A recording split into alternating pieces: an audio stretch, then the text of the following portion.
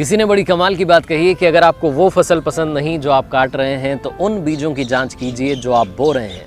Hi guys, मैं हूं RJ Kartik. एक छोटी सी कहानी। ये कहानी है उस अमीर महिला की जो साइकेट्रिस्ट के पास जाया करती थी, डिप्रेशन के दौर से गुजर रही थी और अपनी लाइफ में हैप्पीनेस ढूंढ रही थी। कई बार सेशन 1 घंटे चलता, 2 घंटे चलता। एक दिन इन मैडम ने जाकर के डॉक्टर साहब से सवाल किया कि डॉक्टर साहब ऐसा क्या है कि इतने पैसे होने के बाद भी मेरी लाइफ में हैप्पीनेस नहीं आ रही है।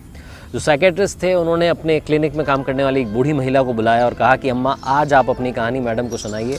और मैडम से कहा कि आप ध्यान से सुनिएगा अम्मा की कहानी, क्योंकि इस कहानी के आखिरी में आपको समझ में आएगा कि हैप्पीनेस मिलेगी तो मिलेगी कहाँ। अम्मा ने झाड़ू नीचे रखा, साफ़ सफाई का काम करती थी, चेयर लेकर के बैठ गई और अपनी कहानी सुनाना शुरू किया। अम्मा ने बताया कि मैडम, मेरा पति शराब पी करके घर आता था, मारपीट करता था, घर में पैसे नहीं रहते थे। मेरा एक बेटा था जिसको पढ़ाने के लिए मैं जैसे तैसे पैसे इकट्ठे करती थी, काम करने जाती थी।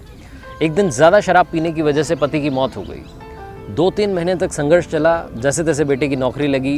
3 महीने के बाद में एक दिन बेटा घर आ रहा था और रोड एक्सीडेंट में उसकी भी मौत हो गई। मुझे लगा कि मेरी ज़िंदगी ख़त्म हो गई है, मेरे जीने की कोई वजह नहीं बची है।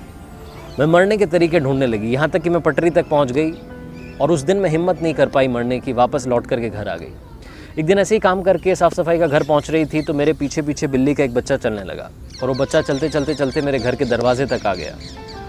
उस बिल्ली के बच्चे को जब मैंने अपने घर के दरवाजे तक देखा तो मुझे लगा कि इसको शायद भूख लगी है। बाहर बहुत ठंड थी तो मैं उस बच्चे को लेकर के अंदर आ गई। मेरे घर में थोड़ा सा दूध था, मैंने कटोरी में दूध रखा, बिल्ली के बच्चे के सामने रखा तो बिल्ली का बच्चा झट से चट कर गया। और जैसे ये सारी घटना हुई मेरे चेहरे पर हंसी आ गई, खुशी आ गई। बहुत दिनों के बाद मेरे चेहरे पर हंसी आई थी तो मुझे ये रियलाइज़ हुआ, मुझे लगा कि अगर एक बिल्ली के बच्चे की मदद करने से मुझे खुशी मिल सकती है तो इंसानों की मदद करने से, लोगों की मदद करने से कितनी खुशी मिलेगी। उस दिन के बाद से मैंने अपने आस पड़ोस के लोगों की मदद करना शुरू किया।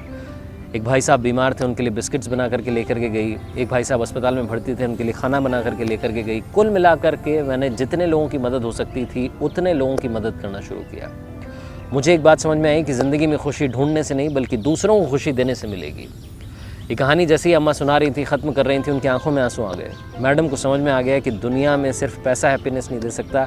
जब तक आप हैप्पीनेस शेयर नहीं करेंगे आपकी लाइफ में डबल हैप्पीनेस नहीं आएगी। अगर आप टीचर हैं तो मुस्कुराते हुए क्लासरूम में जाइए। अगर आप हाउसवाइफ हैं तो मुस्कुराते हुए खाना बनाइए, खाना खाने वाले को स्वाद आएगा, खाना बड़ा अच्छा बनेगा। अगर आप बिजनेसमैन हैं तो अपने कर्मचारियों से, अपने एम्प्लॉयज़ से खुश होकर के बात कीजिए, हंस कर के बात कीजिए। बांटनी है तो मुस्कान बांटिए। ज़िंदगी में खुशी का यही एक सीक्रेट है। आरजे कार्तिक आपसे ये कहता है, कर दिखाओ कुछ ऐसा कि दुनिया करना चाहे आपके जैसा। और याद रखिए, हर सोमवार सुबह 9:30 बजे मेरे चैनल पर एक नई कहानी।